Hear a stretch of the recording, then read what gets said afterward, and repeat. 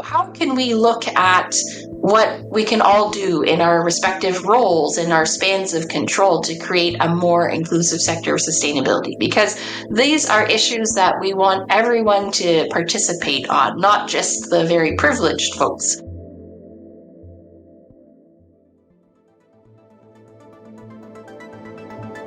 Orbiting 250 miles above, the space station provides us with the ultimate view of planet Earth.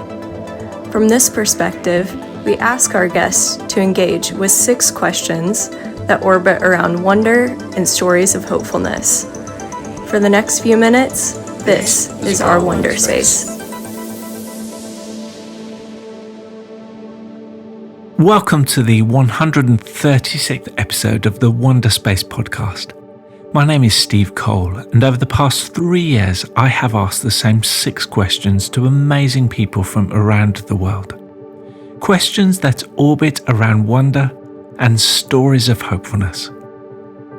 We started during the COVID lockdown to enlarge people's vision and perspective and remind everyone that alongside crisis and emergency are always mind-blowing wonders and hopeful stories that have the potential to fuel us and energize us, even in the most challenging of times.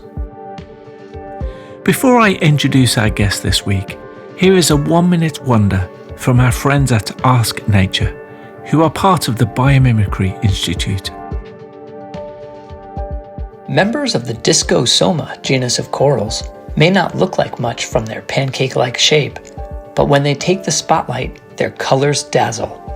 Around their mouths are spots that glow in various vibrant colors depending on the species after being exposed to light. Behind this ability are extremely long molecules known as fluorescent proteins that are folded into a tangle like a plate of spaghetti with 2 tube-like sections called beta barrels sitting on top. Inside each of the beta barrels is a special stretch of protein called a chromophore that's able to absorb photons from light and use that energy to produce a pulse of slightly lower wavelength light. Ultraviolet light, for example, may cause it to fluoresce green. The beta barrels act like hurricane lamps that protect candles from the wind, only they're preventing other molecules from absorbing the energy before the chromophore can fluoresce. In this way, these molecular barrels ensure that the chromophores always have time to shine. This week on Wonderspace, we ask our 6 questions to Heather Mak, who is a Toronto-based sustainability advisor and the co-founder of Diversity in Sustainability, a network dedicating to equipping current and future Black, Indigenous and people of colour sustainability leaders with the skills, networks and resources to accelerate the transition to a sustainable and just world. Heather was nominated by a previous guest on Wonderspace, Lorraine B Smith, who you can hear on episode 109.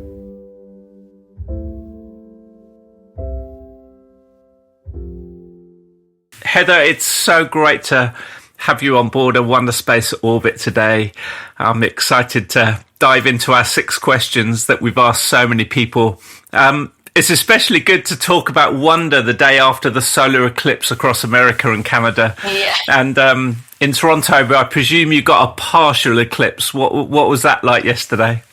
Yeah, so it was incredible. So I think we had a bit of cloud cover yesterday. So we had partial glimpses of it, but we were able to catch the tail end of the totality. But even though we had some cloud cover, it was just incredible to see it just get dark so quickly. And just kind of witnessing these celestial events. It's so neat. They don't happen very often, so it felt like a privilege. No, amazing. Amazing.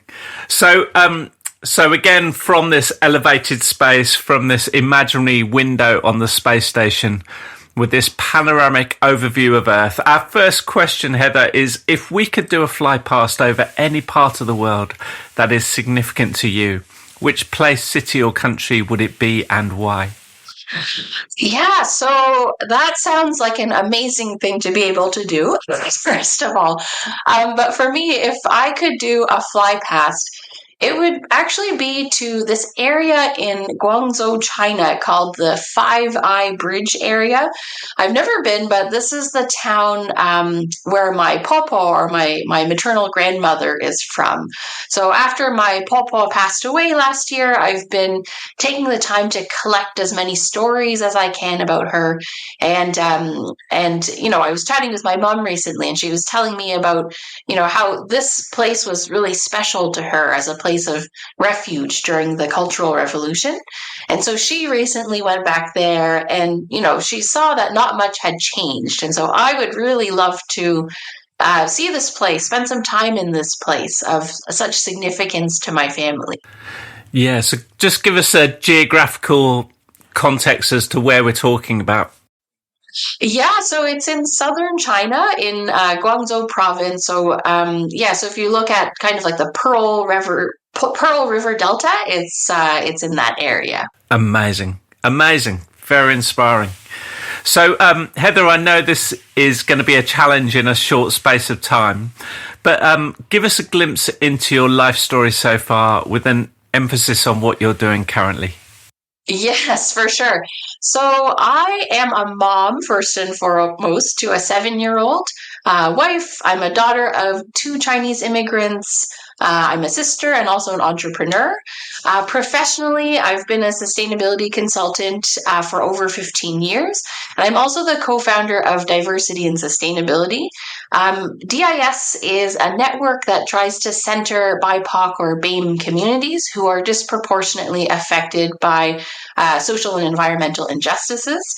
We've been around for the past 4 years, and our theory of change is centered around providing tools, resources, and networks to create an inclusive sector of sustainability.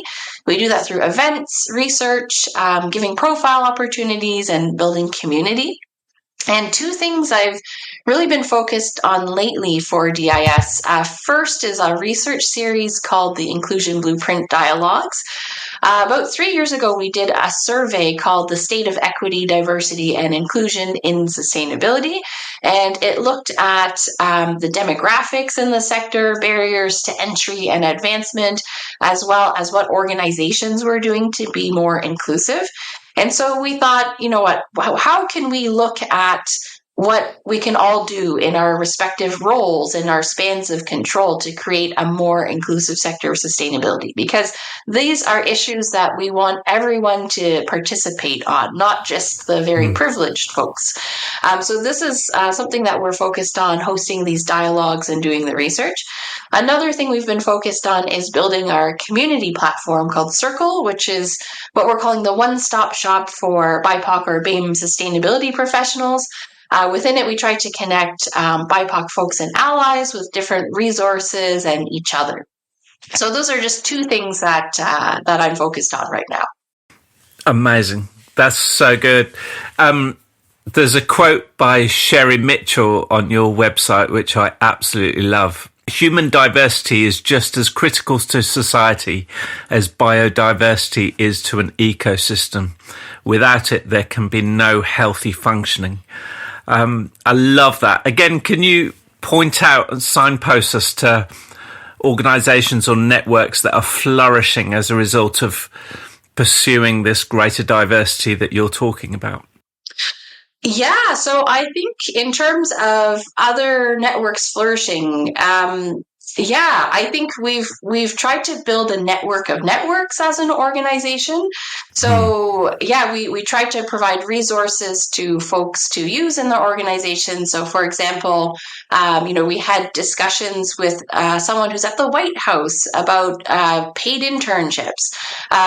We've had discussions with a woman reached out to me recently who said she used our survey to negotiate for more board diversity, and that's helped their decision making. So there's a lots of things like that. We've talked to different schools as well. They use some of our research to gather diverse alumni and improve their recruitment strategies at their school in the U.S. So it's been really great to see these different examples, and it makes us so happy to hear that, actually, like, oh, someone's actually reading this thing that we wrote. So those are just a few examples. Yeah. Third question, Heather, with so many layers on your life, where on earth is your place of reset or recharge? So I think I have a few spots. So in the summertime, I have a small garden, and I've put in all these different perennial pollinator plants. And so I love just sitting out there in the summer and just spying on the bees and butterflies as they kind of go from flower to flower. And yeah, I just find that so remarkably inspiring in terms of, when you think of that movie, The Field of Dreams, where there's that voice whispering, if you build it, they will come. Yeah. I find that really inspiring to kind of see these bees where they are. And then in other places, in the fall and winter months, I try to walk with my dog by the lake close to where I am. And there's this one tree that has seen better days. It has these gnarled branches. There's these scars in the bark. And I try to visit it and give it a hug, actually, whenever I go for a walk there. And I know it sounds funny, but I feel a real connection to this tree. And I find that it grounds me with nature by visiting it. We all need a tree that we can hug. Absolutely. The day after having a glimpse of an eclipse, what wonder of the natural world excites you the most? Oh man, so many. I think for me, I've always been really fascinated by the deep parts of the ocean. It's so mysterious, and yet I'm so excited by the fact that there's so much life down there that thrives in the face of adversity. You have a huge amounts of pressure between gravity and that all that water pressing down. There's no sunlight down there, and yet there's all these creatures that have adapted to this tough ecosystem down there. For example, there's some bacteria that thrives in hydrothermal vents. And, they survive off of sulfur and reduce carbon dioxide and turn it into organic carbon. So it's just really neat to me to see the way that all these different creatures have adapted in these really difficult surroundings. Yeah, that's so good. We haven't even touched the surface yet of our understanding of the oceans. Yeah. A marine biologist I heard just talked about us knowing around 3% of all marine life. Oh my gosh. We haven't even gotten to double figures. I find that so inspiring. It is. And, I saw a clip the other day of this fish that looked like it had a crocheted sweater on. And it was another one of these deep sea creatures. It's like, wow, it's just incredible. Yeah, amazing. Our fifth question, Heather, takes the focus onto someone else, and it asks, what is your story of hopefulness that's not your own? About a person, business, or non-profit who are doing amazing things for the world. So who would you love to give a shout out to today? Yeah, so one organization I'm constantly amazed by is a group called Indigenous Climate Action. They were founded, I think, in 2017. They're the first Indigenous-led climate justice organization in Canada. And I love what they're doing to recenter climate justice narratives to be fundamentally focused around Indigenous rights, knowledge, and people. I strongly believe that Indigenous ways of knowing and being are central to how we repair this planet, especially when 80% of biodiversity is currently protected by Indigenous peoples. I think they have a much stronger relationship with the land than with settlers like myself. So it's inspiring to me how they weave their approach in everything they do. So, for example, I remember listening in on a session about preparing for an upcoming COP at the UN, and they were so mindful of the Indigenous experience in colonial spaces such as the United Nations. They also have this advisory council that they put together around climate. And they centered it around the land by finding Indigenous representatives from different ecosystems. So, for example, they had one representative from the tundra, another that represented or lived on grasslands, another that represented boreal forests and temperate deciduous forests. So those are just two examples of how they align their words and actions really closely with their mission. And I just find that really inspiring. Is there a central place we can find out more just in terms of signposting? Yeah. So their website, it's indigenousclimateaction.com is their website. I just had to check if it was .ca, but it's .com. Brilliant. This has been such an inspiring orbit, Heather. As we draw our time to a close and prepare to re-enter the Earth's atmosphere, what insight, wisdom, or question would you like to leave with us? So this was a tough one. There's so many. I think it's important to interrogate history and how it shows up in our relationship with the Earth today. I think we're in dire need of listening to the natural world and to repair the relationships we have with it and the beings in it as well. Especially in the G7 countries and urban areas, we're getting more detached from nature and natural cycles and getting deeper into extractive thinking and actions. So I really think that before we rush into different solutions, we need to fundamentally question our mindset and assumptions and spend time in nature. And I think just one other piece is just I'd like to say that we also need to embrace different ways of thinking and being and make sure what we do centers the people most affected by our actions, and just going beyond mere consultation as well. We really have to take that time and build those relationships with each other.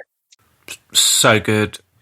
And to find out more about you and your work, where is the best place to find out more? Yeah, so I have my website. It's heathermak.com. Mak is M-A-K. Also diversityinsustainability.com. You can find us on all the social media channels, at least for older people. So you can find us on Twitter or X, Instagram, and LinkedIn. But happy to connect with listeners.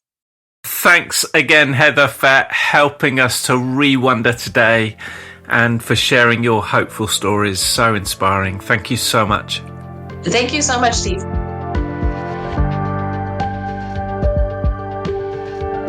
Links to Heather and the other organisations and networks she speaks about can be found on her episode page at ourwonder.space. I finish with a question. What is your story of hopefulness that's not your own? About a person, business or non-profit who are doing amazing things for the world. A story that makes a name for someone else. Thanks for listening.